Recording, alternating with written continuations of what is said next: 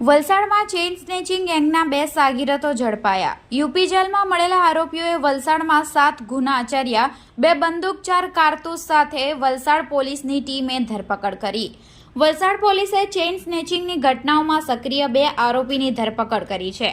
આ આરોપીઓએ છેલ્લા 1 મહિનામાં વલસાડ જિલ્લા અને સંઘ પ્રદેશમાં કુલ 7 ગુનાઓને અંજામ આપ્યા હતા।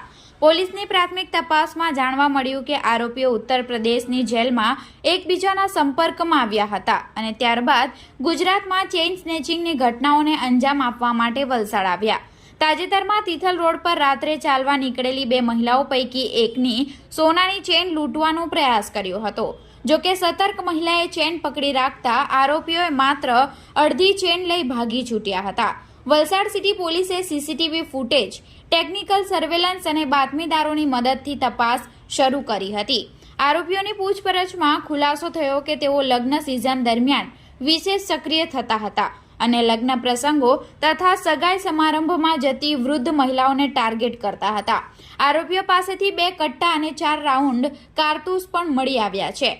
ગેંગે છેલ્લા 1 મહિનામાં 2 બાઇક ચોરી અને 2 ચેઇન સ્નેચિંગ સહિતના ગુના આચર્યા હતા।